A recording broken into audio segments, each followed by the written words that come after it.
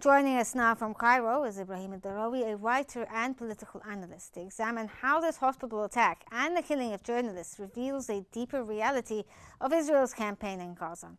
Thank you, sir, for joining us. So firstly, let's start off by asking now, Israel claimed that the Nasser hospital strike targeted Hamas, yet Reuters has just recently proved the camera belonged to one of its own journalists. What does this say about Israel's credibility in this war and the narrative?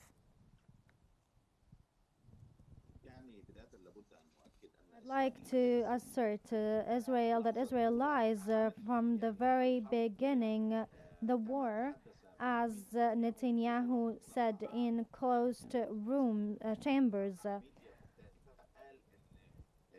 He said that what happens in the media is the most important thing for the Israeli side, and he considers that the war is a deceit he practices by media.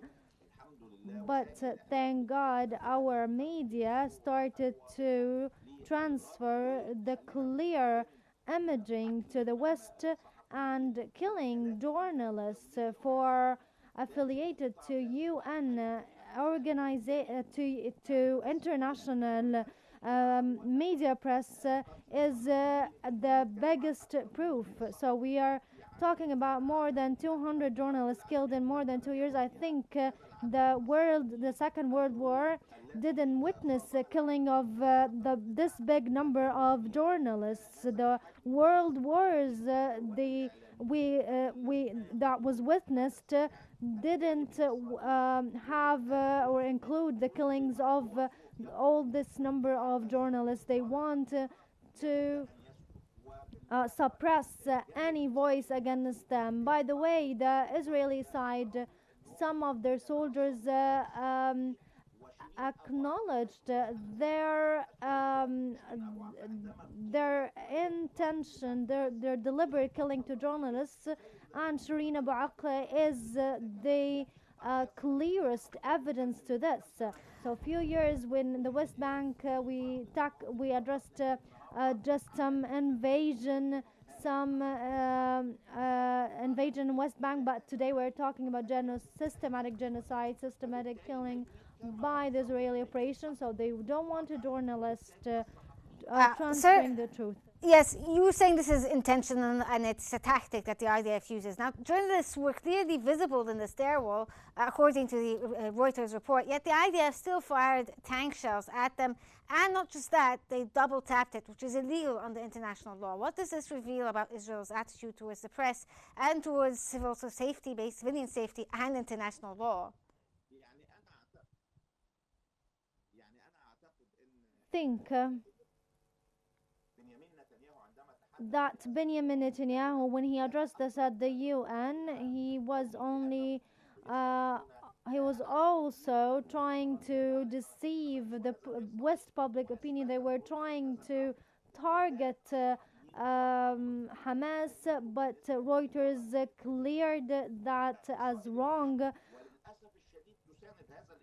And unfortunately, the US backs this, and they're the one justifying this to Israel. So therefore, the international community and civil society organizations have to have clear vision on how to administrate this file. I think this file makes Benjamin Netanyahu and his government and under the pursuit of ICC. I think the journalists that have been killed in Gaza, their organizations, their agencies have to file cases against Israel. Israel is now being supported by the U.S. completely. So the U.S. have to be pursued to kill those journalists. Sir, as you said there, the U.S. is complicit, but it's not just the U.S. that's complicit. Western media has also been complicit for the last few years, and it's only recently that the tide has turned, where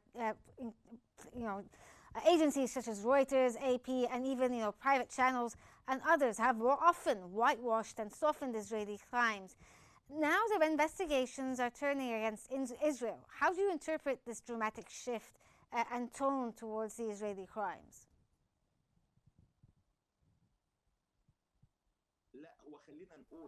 Let us say that anyone is opposing Israel now, even if they provided all the services previously to Israel.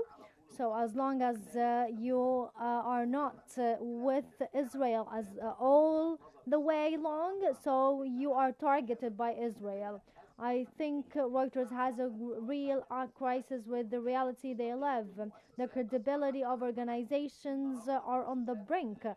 So now organizations, there are many organizations by their Israeli investment, their reputation have been thrown to the wall. So they have to return once more. We're talking about the American youth that was assassinated in a rally as a Israel support. When he was a burden, when he became a burden to Israel, Israel completely got rid of them. Israel is getting rid of their allies if they opposed it. So all press agencies see that their credibility have to have clear vision to it to transfer the image if it's real. So I think civil society and Israel especially rejecting this transferring this um, this clear image. This why they target they target Yes. press agencies. They press The Israelis have always claimed or dismissed attacks as mistakes, often with their crimes like Hinderjob and killing these journalists. In your view, how can the Palestinians and the international community hold the Israelis accountable and not bury their crimes with these silly excuses?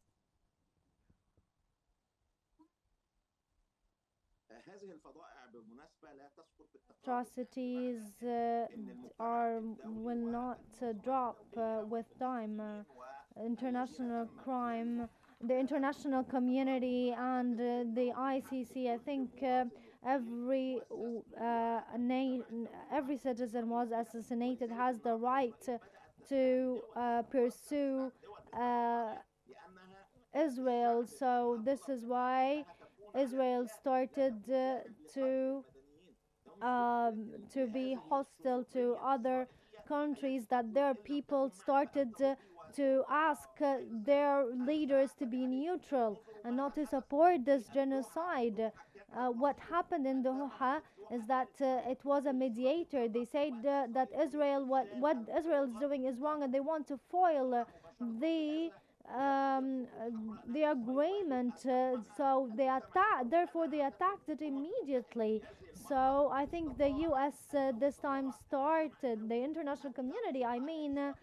Was managed to spit on Israel when they left Netanyahu address an empty room. This is a historic moment for that Arab leaders and other delegations left the room. This is a real punishment to Benjamin Netanyahu.